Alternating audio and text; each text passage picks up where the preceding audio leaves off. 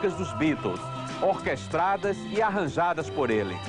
Jorge Martin, no quinto Beatle, na cidadania completa, e amanhã eles que vão resolver. Eu vi em Vila Maria a transformação. Aquele que era a favela dos Caixotes, já que moravam em casa de madeirite, se transformou hoje quase que num bairro comum, com casas comuns. Mas quem fez isso? Foi o Projeto Providência? Diretamente não. Mas dando condições a estas crianças e adolescentes, que em geral estão cheios de boa vontade, de querer vencer na vida, então eles depois é que resolvem as próprias dificuldades. No livro italiano foi publicado que a única solução para as favelas seria destruí-las todas, mandar embora todo mundo. Mas nós estamos totalmente contra esta visão, porque achamos que os próprios favelados, quando damos condições a eles, nem que sejam condições precárias, nem sempre correspondendo ao figurino do centro da cidade, eles depois é que vencem e transformam a sua própria vida, a sua própria favela. Mas também foi definida a obra de Deus.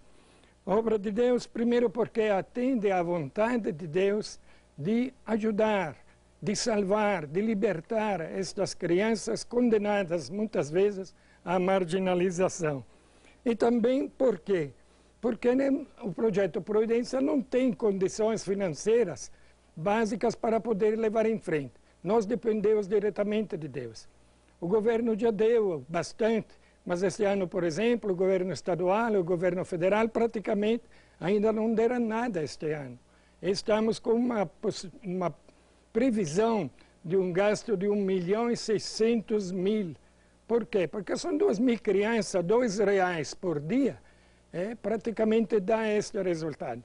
Agora, é obra de Deus, mas realizada pelos homens. Então, somos nós que realizamos esta obra. Então, eu quero fazer um apelo também a vocês que estão nos ouvindo, para que a colaboração de todos é importante e essencial para que o Projeto Providência possa continuar.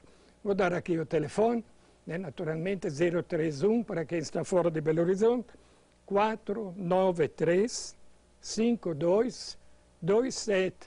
Ali tem o telefone e pedindo naturalmente a gente liga também o fax. Hoje começa às 17 horas a exposição sobre o Santo Sudário de Turim. E essa exposição vai ficar justamente na Serra da Piedade, no Santuário de Nossa Senhora da Piedade. Todos vocês poderão visitar essa exposição que traz muitos painéis e como também o Santo Sudário. Esperamos que seja um momento forte de oração também da parte de todos vocês. Frei Neri, no dia 23 de junho, lá no CEA, na Rua Espírito Santo, no andar térreo, no horário de 19h30, vai fazer uma palestra muito importante. Jesus Cristo e o Feminino. Todos são convidados. No dia 4 de julho, nós vamos ter em todo o mundo, principalmente aqui no nosso Brasil, uma coleta especial para ajudar as obras do Papa. Essa coleta se chama Óbolo de São Pedro e todos devem participar e colaborar. A paróquia do Curadars começa no dia 23 de junho, uma festa muito bonita. É que a paróquia está completando 50 anos de caminhada pastoral. Nós queremos, assim, parabenizar o padre Sérgio Palombo e toda a comunidade e também participar das alegrias. Em Esmeraldas, na paróquia de São Dimas, em Vespasiano e na paróquia de Cristo Operário, hoje temos festa do Sagrado Coração de Jesus. Mês de junho é mês do Sagrado Coração de Jesus. E todos os centros paroquiais do Apostolado de Oração estão realizando festas para comemorar este mês. Parabenizo a vocês. Dom Paulo Lopes de Faria, arcebispo de Diamantina, em Minas Gerais, foi eleito o presidente dos bispos de Minas do Espírito Santo, o Leste 2 da CNBB. A ele, o nosso abraço muito cordial. Agora para frente, ele que está regendo as atividades da Igreja de Minas Gerais e do Espírito Santo. No dia 24 de junho, nós temos uma festa litúrgica, a festa de São João Batista. Aqui em Belo Horizonte nós temos várias paróquias dedicadas a São João Batista, Salgado Filho, em Santa Luzia, e outras também pelo interior de Minas. Queremos cumprimentar a todos vocês que estão aí espalhados pelas Minas Gerais e que são devotos de São João Batista, inclusive os que se chamam João, as que se chamam Joana. Um abraço especial do Padre Antônio. Amigos, bom domingo e até o próximo, se Deus quiser.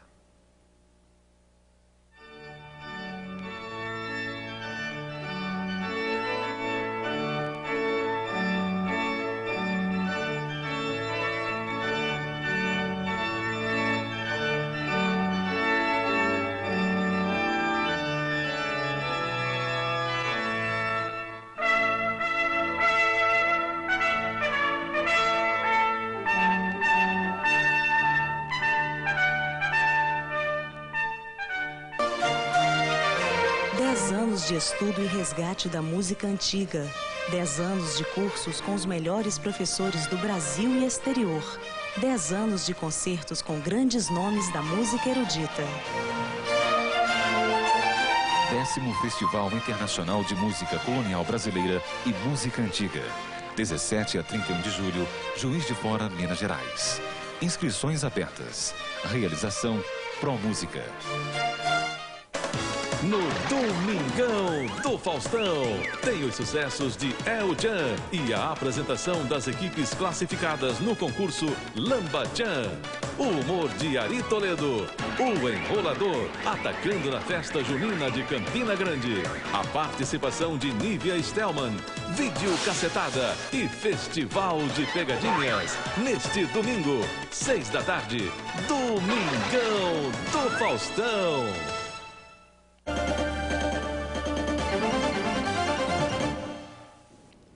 Bom dia. Fim do namoro ou do casamento? Uma demissão? Um parente com doença terminal? São situações que todos nós estamos sujeitos. Muita gente passa a vida inteira com medo de morrer. Ou medo de perder alguém que tanto gosta. Você já ouviu falar em tanatologia? Pois esse é o tema do nosso programa de hoje. E o nosso convidado é o médico e tanatologista, Dr. Evaldo da Assunção. Doutor Evaldo, para começar, o que significa tanatologia? Bom, em primeiro lugar, um bom dia para os seus telespectadores, espero que todos tenham um lindo domingo. Tanatologia é uma palavra que vem do grego. Thanatos é o personagem da mitologia grega, o deus representava a morte, logos, estudo. Ao pé da letra, a tanatologia seria o estudo da morte. Como atividade, eu diria que ela é tão antiga quanto a própria humanidade. Nós encontramos sepulturas feitas pelo homem de Neandertal, 135 mil anos antes de Cristo, e ali a gente observa detalhes naquela sepultura que mostrava que ele já tinha alguma preocupação ou ocupação com a morte. Então ele já refletia sobre aquilo. E isso, em todas as civilizações, a gente observa que sempre a morte permeia os momentos fundamentais de todas as atividades políticas e religiosas de cada cultura. Mas como ciência, e a tanatologia hoje é uma ciência, ela surgiu na década de 60, nos Estados Unidos, quando uma psiquiatra trabalhando no hospital observou que os pacientes terminais eram pacientes que, de certa forma, ficavam mais relegados a um segundo plano. Isso é compreensível, porque a medicina, e eu acho que a tanatologia ela tem contribuído muito para a mudança desse paradigma da medicina, sempre foi considerada como uma atividade para salvar vidas, para prolongar vidas. E a realidade não deve ser bem essa. Nossa função, nós devemos dar qualidade de vida, ao invés de prolongar a vida a qualquer preço. Então, a tanatologia surgiu com essa observação desses pacientes, que ficavam mais ou menos relegados e eles tinham algumas coisas a revelar para nós. Como o senhor explica esse medo da morte que a maior parte das pessoas tem? Olha, nós temos que diferenciar duas coisas. Existe o medo do morrer e o medo da morte. O medo do morrer é um medo natural, instintivo, E graças a Deus que todos nós o temos e é bom que o tenhamos. Porque quando eu vou atravessar uma avenida e olho para um lado e para o outro, é o meu medo de morrer que me impede de atravessar descuidadamente. Agora, o medo do morrer, se ele se transforma numa coisa obsessiva, então se tornaria um medo fóbico, né? Então essa condição é uma patologia, é uma doença, precisa de ser tratada. Agora, o medo da morte, esse é o medo cultural. E é exatamente com o medo da morte que nós trabalhamos mais. Que é o medo cultural, porque a nossa cultura, diferentemente de algumas culturas ditas primitivas, fazem com que o homem não queira sequer refletir sobre a realidade da morte. No entanto, eu costumo dizer, tem tanta gente que se preocupa com os riscos de morrer de câncer, morrer de AIDS, morrer de, enfim, pneumonia. E eu falo que existe uma doença que é a única doença 100% mortal. E as pessoas não se preocupam muito com ela. É a vida. Quem está vivo, ele é 100% mortal. Pessoa de câncer pode salvar, de AIDS pode salvar, mas de vida ninguém se salva. O senhor acha que uma pessoa, ela enxerga a morte do outro, ela se confronta com a própria realidade da sua própria morte, aí viria esse medo de encarar esse tema, de conversar sobre esse tema, e se criar um tabu sobre esse tema morte? Sem dúvida nenhuma. Eu costumo dizer, você está andando na rua, você passa num lugar e vê uma pessoa morta, você acabou de ser atropelado. Você chega em casa e fala assim, olha, meu dia foi estragado, não tem mais, meu dia, estou aborrecido, vi uma pessoa morta. Ora, por que aquela morte te estragou o dia? Você não conhecia aquela pessoa, por mais solidariedade que você queira ter com a humanidade, isso não chegaria a esse ponto de te estragar o dia. Na realidade, você se viu morto nele. E quando eu me vejo morto em alguém, vem um questionamento interior em mim. Eu estou preparado para a morte? Eu estou vivendo a vida de tal forma que se me falar, Evaldo, você vai morrer dentro de 5 minutos, eu vou continuar sentado aqui conversando com você naturalmente? Quem faz isso, quem é capaz de fazer isso, quer dizer, se receber uma notícia, você vai morrer daqui a 5 minutos, você vai fazer o quê? Você me diz, eu continuaria fazendo o que eu estou fazendo? Provavelmente você está preparado para a morte, você está vivendo a vida na sua plenitude. Agora, aquelas pessoas assim, eu tenho tanta coisa para fazer, então, olha, vamos sentar e vamos começar a trabalhar isso. Porque trata de fazer as coisas todas, porque você está sujeito a dentro de 5 minutos, está realmente morto. No início o senhor falou sobre a questão dos doentes terminais. Sim. Né? Como a família deve se relacionar com doentes terminais? E qual o papel do médico nessa relação entre doente terminal e família? É uma questão bastante importante. Porque, na realidade, quando nós temos um doente terminal, nós não temos uma peça perdida no espaço. Nós temos um triângulo que se interrelaciona. Que triângulo é esse? Num vértice está o doente, no outro vértice está a família e no outro vértice o médico e os profissionais de saúde que estão interagindo com aquela pessoa. Então, o que acontece? Há um falso conceito de que uma pessoa que tem uma doença terminal não deve saber disso, não se deve falar para ela. Isso é um erro básico. Por que é o erro básico? Eu não estou com isso preconizando que você vai agora passar a chegar perto das pessoas e falar assim, ó, você está de câncer, você está disso, você está daquilo, você está daquilo outro. Quer dizer, ser a menor sensibilidade, não é por aí. O que eu digo é que as pessoas que têm uma doença terminal, elas sabem que têm uma doença terminal. Como que ela sabe? Vários meios, o corpo nos fala, as coisas que acontecem em redor nos dizem que isso é verdade.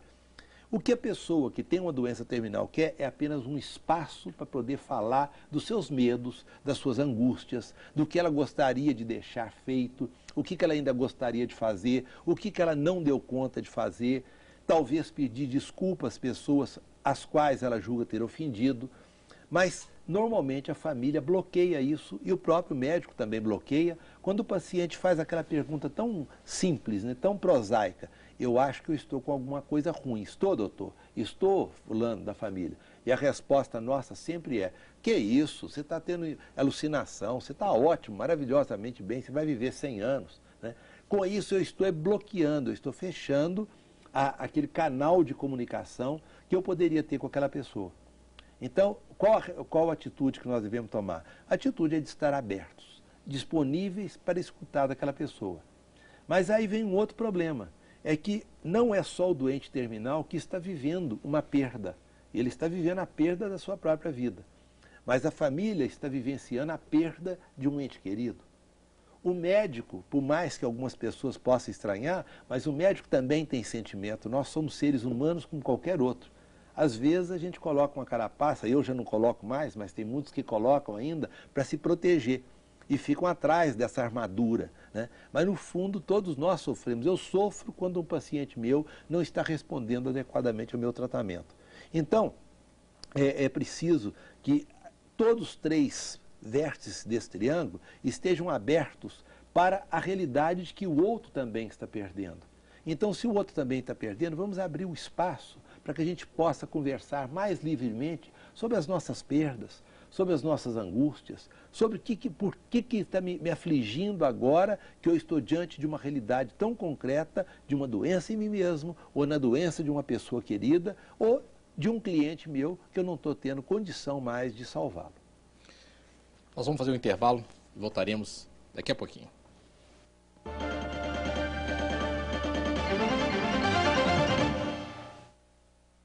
Você não tem celular?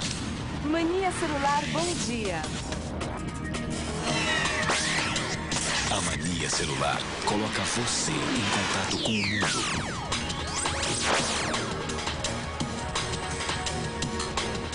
E dá asas para a liberdade, na velocidade que você precisa. Bem-vindo à Mania Celular. Ah, sabe quem está por trás da Mania Celular? A Telemig Celular. A visão é o nosso mais precioso bem. Vemos a quilômetros e num piscar de olhos passamos a linha por uma agulha. No Hospital de Olhos de Minas Gerais, nosso objetivo é a sua melhor visão possível.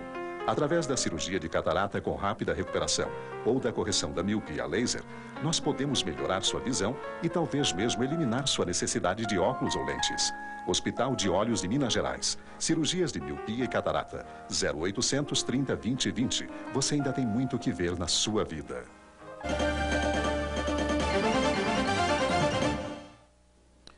Nós estamos conversando hoje com o doutor Evaldo da Assunção. Nosso tema de hoje é tanatologia. Doutor Evaldo, ainda falando um pouco mais sobre a questão dos doentes terminais. Qual que é a reação de um doente terminal ao saber do médico que ele tem uma doença terminal até o fim? Quais são os estágios que esse doente passa? Isso é um ponto fundamental até para entender melhor aquela resposta anterior sobre o triângulo de interrelacionamento. Porque na realidade é o seguinte, quando o paciente terminal sabe que tem uma doença, fica sabendo que tem uma doença terminal, ou já está, vamos dizer assim, bem seguro de que isso está acontecendo, ele passa por fases que são fases que qualquer perda que nós tenhamos em nossa vida também provocam essa vivência. Tanto que eu digo que a morte é uma grande professora de vida, porque na medida que eu vejo essas coisas acontecendo na morte, a gente vê que acontece também nas pequenas mortes do dia a dia, que são as nossas perdas psicológicas. Bom, mas as fases basicamente são o seguinte: a primeira coisa, quando uma pessoa sabe que tem alguma coisa ruim acontecendo com ela, é a negação. Não está acontecendo, não é verdade. No caso de um doente terminal, ele provavelmente vai dizer assim, não, eu quero ouvir a segunda opinião, eu quero ouvir um outro médico, eu acho que esse médico não está sabendo o que está o diagnóstico. Enfim, é a negação. Fase essa que é muito importante, porque ela vai funcionar como uma espécie de para-choque para atenuar o impacto daquela notícia, né?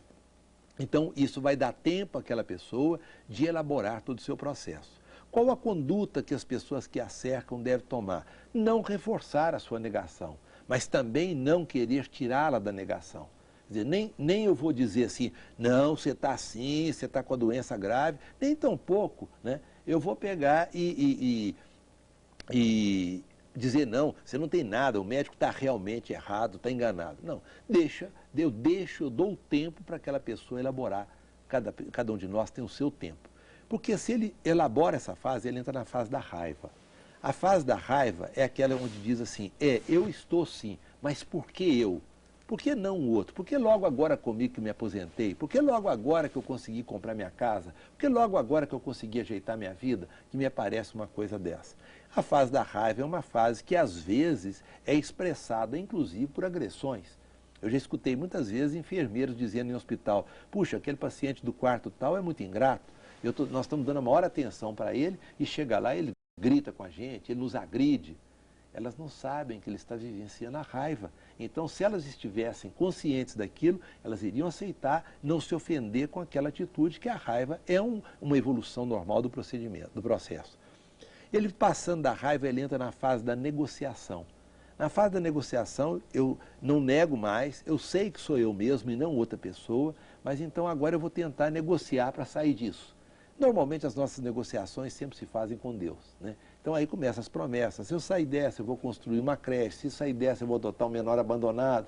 E às vezes essas promessas têm um lado também um pouco cômico. Eu me lembro de um colega que chegou para mim e falou assim, Evaldo, eu preciso de tratar daquele paciente e curar de qualquer maneira. Eu falei, mas por que essa emergência? Ele falou, não, porque ele disse que se eu curar ele vai me dar metade da fazenda que ele tem. Eu falei, você vai esperar a fazenda por muito tempo, porque ou ele não vai curar, ou se curar ele nem vai se lembrar, porque são promessas que a pessoa nem se lembra depois e ela não tem um compromisso real. São promessas feitas não conscientemente, mas sem esse grau de responsabilidade de cumpri-las.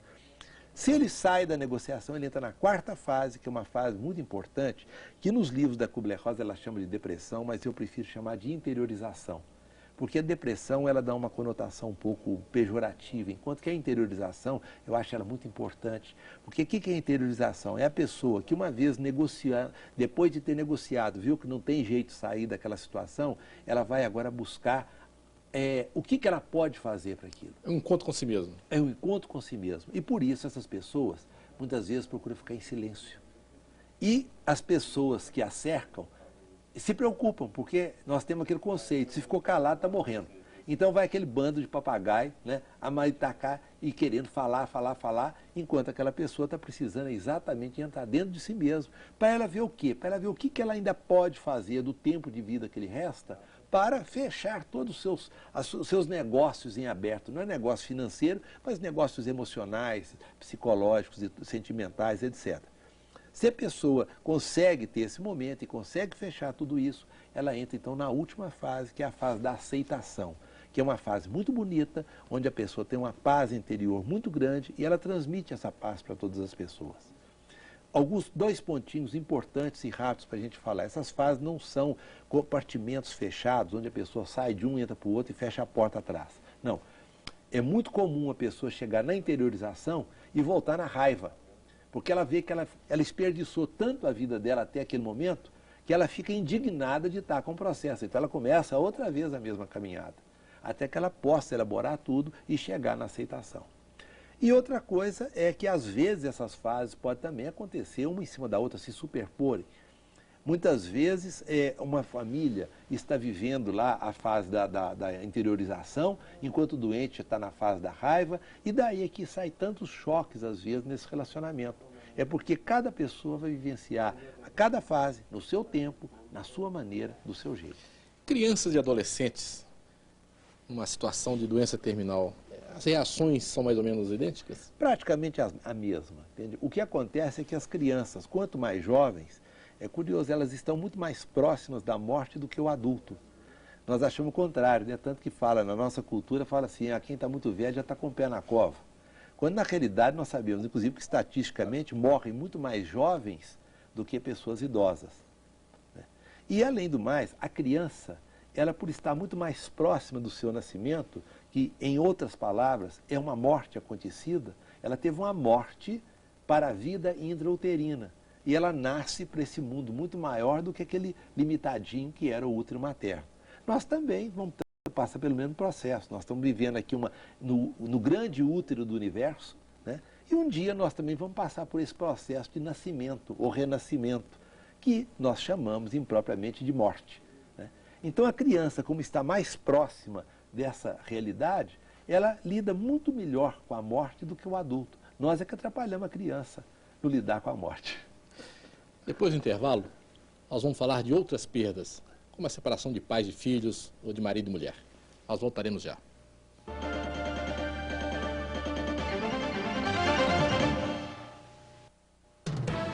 No ar, notícias do Brasil. Tema de hoje, combate às drogas. Hoje em dia, o combate às drogas é uma das principais preocupações de qualquer pessoa responsável. Foi por isso que o governo federal criou a Secretaria Nacional Antidrogas, para coordenar a luta dos brasileiros contra as drogas que viciam, matam e aumentam a criminalidade. O trabalho já começou. A Secretaria está organizando a Semana Nacional Antidrogas, de 19 a 26 de junho, com cursos, palestras, cartilhas e campanhas contra as drogas em todo o país. É importante envolver a sociedade nesta campanha, no momento em que o consumo de drogas vem crescendo, principalmente nas escolas. Por isso é muito importante a sua participação. Para mais informações, ligue grátis para 0800 61 4321. Vamos participar, é importante para o nosso país. O Notícias do Brasil volta a qualquer momento. Até lá.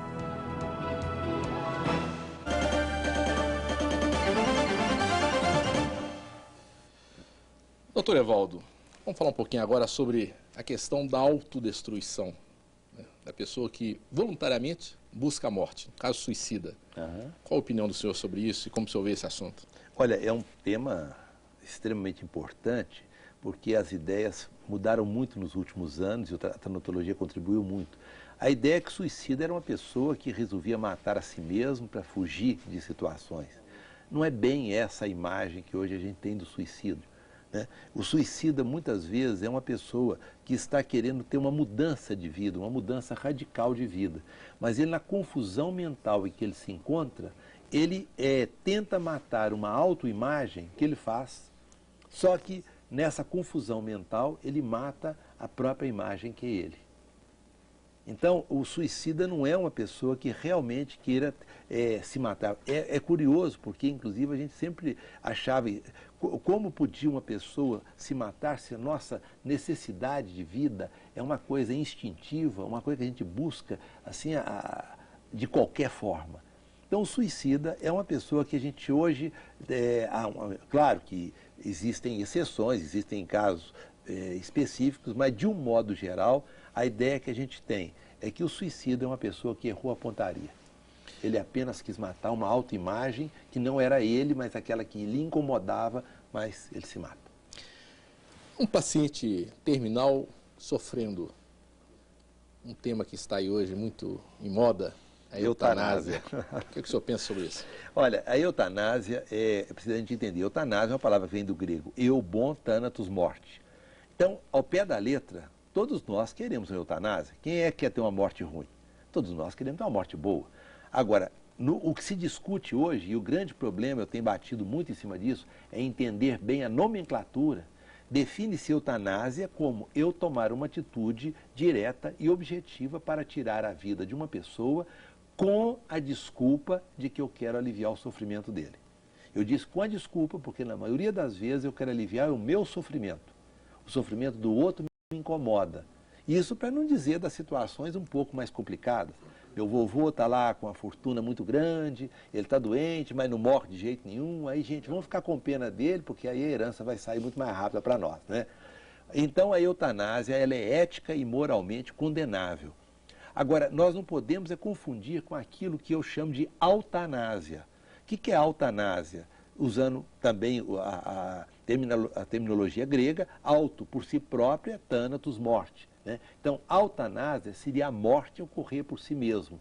Ou seja, aquele caso de uma pessoa que está num hospital ligada por 1000 aparelhos e hoje a medicina atingiu um estado evolutivo de tal forma que eu posso conservar um cadáver vivo, ou um cadáver pelo menos com o coração batendo e respirando quase que indefinidamente, né?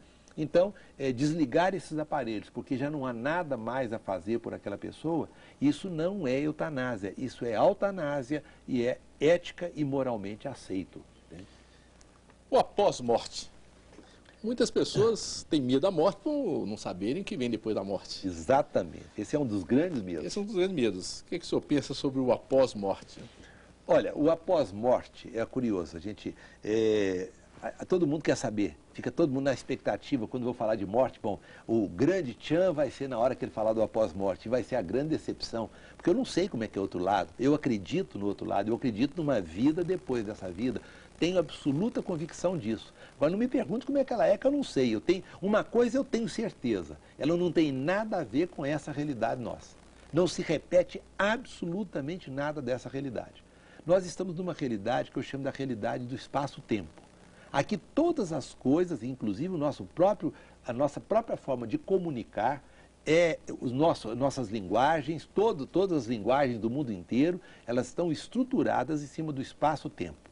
Quando nós morremos, nós saímos da realidade do espaço-tempo e entramos numa realidade que nós aprendemos a chamar de eternidade. Como nós não temos a capacidade de entender o não espaço, não tempo, nós então traduzimos eternidade como alguma coisa muito longa, vai ser uma coisa assim infinitamente longa. Não é essa a realidade. A eternidade é exatamente o não espaço, não tempo. Então eu costumo brincar com as pessoas dizendo o seguinte: quando você consegue viver plenamente o seu aqui e agora, você colocou o seu dedo na eternidade. Entende? Porque você então viveu a plenitude do único momento que existe. Passado, passou, futuro ainda não chegou. Doutor Evaldo, o senhor que é um cirurgião plástico, é um pouco incoerente. O senhor está aí falando aí mais de 20 minutos sobre morte, isso não é um pouco incoerente, não? Essa pergunta, ela frequentemente me é feita. Como um cirurgião plástico pode mexer com morte? E esse é um grande engano. O que nós procuramos é o seguinte, quer dizer, quem procura um cirurgião plástico não é quem está querendo um salão de beleza. Salão de beleza é uma coisa, cirurgia plástica é outra. Quem procura um cirurgião, infelizmente, isso está sendo muito distorcido atualmente, mas isso é outro tema. Mas, na realidade, quem procura a cirurgia plástica está querendo corrigir alguma perda significativa que ele teve, a perda da sua autoimagem, a perda que o tempo, a ação do tempo, ou a ação, quem sabe, de um trauma, né, ou uma preocupação muito forte. Quantas pessoas chegam, eu tive sofrimento muito intenso, olha como é que eu fiquei cheio de papada aqui debaixo dos olhos. Então a pessoa teve uma perda, então nós estamos trabalhando com as perdas dessa pessoa. Então o trabalho de tanatologia que eu faço há 21 anos, sou cirurgião plástico há 36, então esse trabalho que entrou depois me deu uma visão completamente diferente da cirurgia plástica e sobretudo uma visão muito mais receptiva para os pacientes. Eu entendo melhor as perdas do paciente, não vejo ali como uma pessoa vaidosa buscando ser mais bonita do que os outros, mas vejo ali uma pessoa humana que sofre e que precisa de uma assistência. Vamos falar de outras perdas. A perda da mulher que se separou do marido, do filho que foi morar em outro país, a perda do emprego, a perda do carro, a perda da casa, enfim, essas perdas até mais palpáveis, mais materiais. Como que o senhor acha que as pessoas devem se comportar diante dessas perdas diárias do dia a dia? Esse foi o grande ensinamento que a tanatologia nos trouxe. Ela que começou lidando com pacientes terminais, hoje nós trabalhamos com aquilo que a gente chama de psicotanatologia. É exatamente trabalhar com as perdas usando o que aprendemos com os doentes terminais. E o que a pessoa deve fazer, primeiro é tomar consciência do seguinte: nós devemos trabalhar o nosso desapego.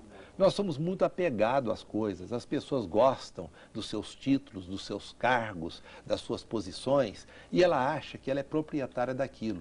O pai se julga proprietário do filho, a mulher se julga proprietária do marido. E nós falamos tanto em meu, você vê, o dia inteiro nós conversamos, o meu carro está com a minha mulher que saiu com o meu filho. Quer dizer, então eu sou o dono de tudo. E essa é uma mentira, eu não sou dono de nada. Tudo que está nas nossas mãos é impermanente. E essa é uma característica da nossa realidade.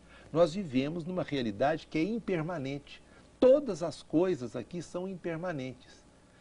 Numa brincadeira, eu faço um jogo de palavras dizendo que a única coisa permanente que existe na nossa realidade é a impermanência das coisas.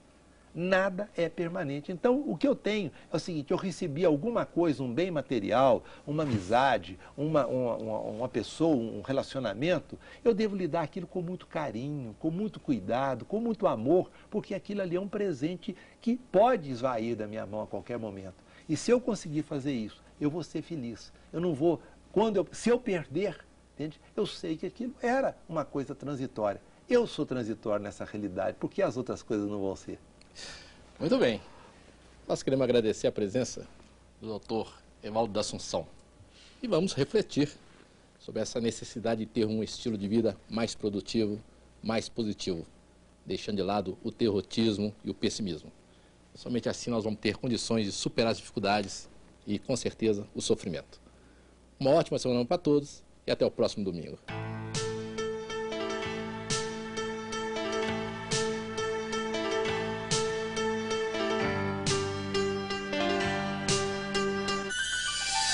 novo, uma nova emoção a cada dia. Hoje, Domingão do Faustão. Pequenas empresas, grandes negócios. Oferecimento Banco do Brasil. Todo crédito para a sua empresa. E Sedex, é dos Correios. Mandou, chegou.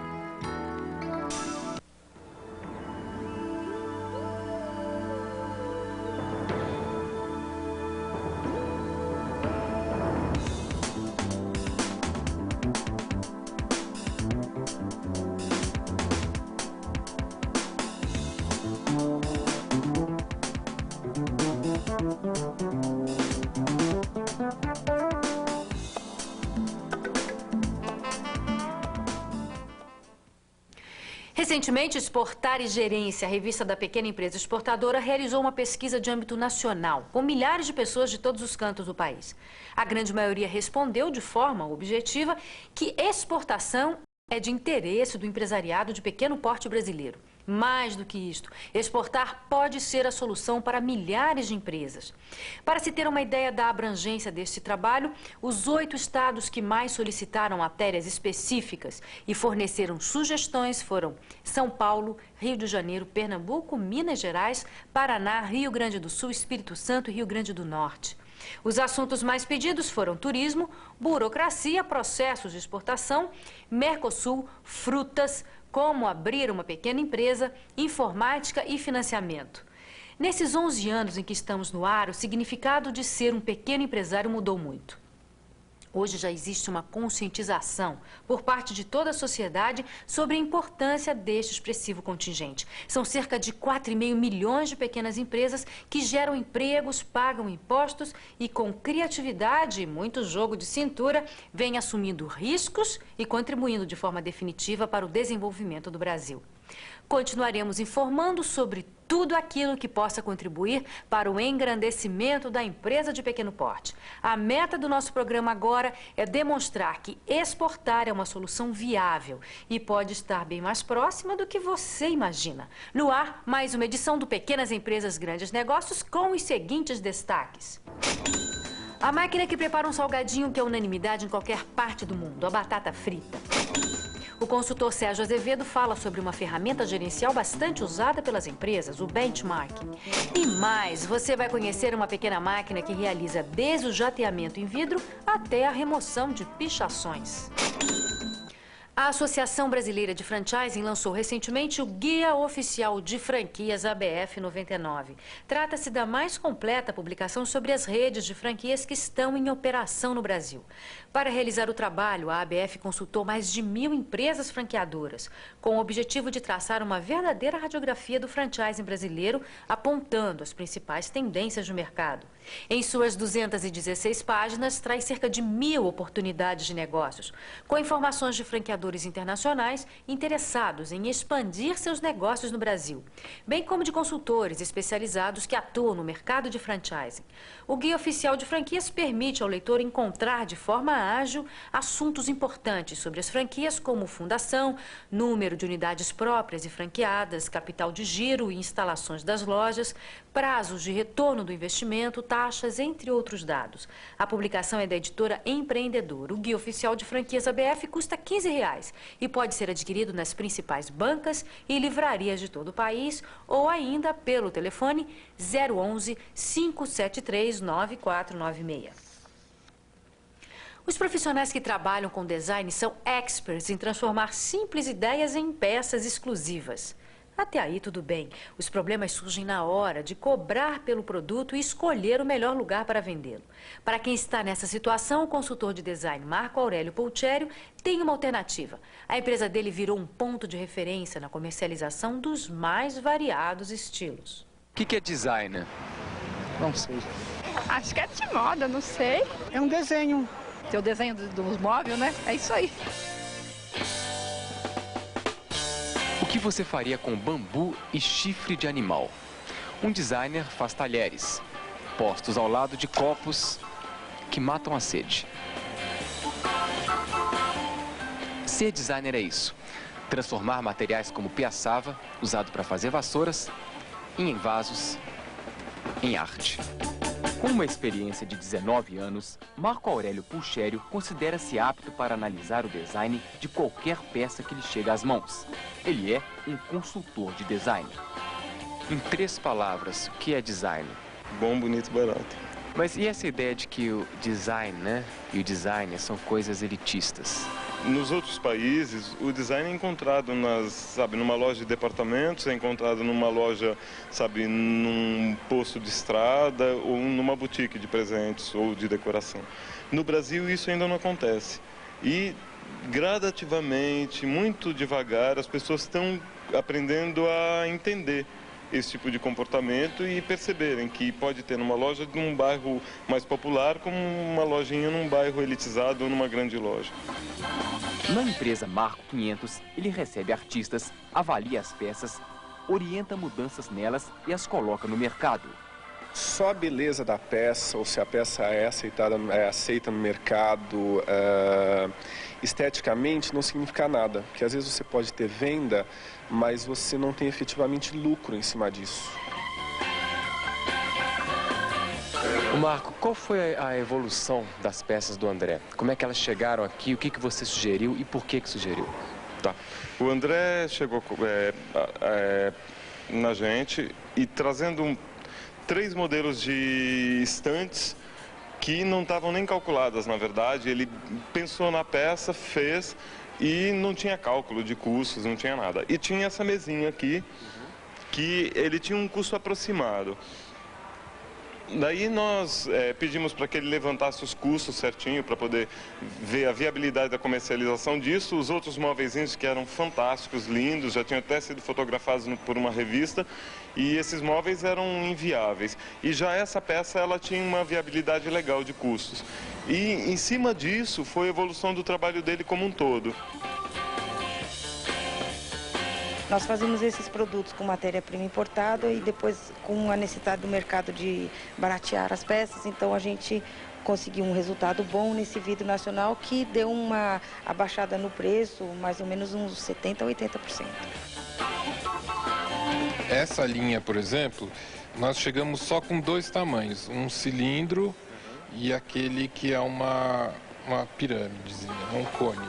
E aí ele sugeriu de ter no mínimo 3 tamanhos.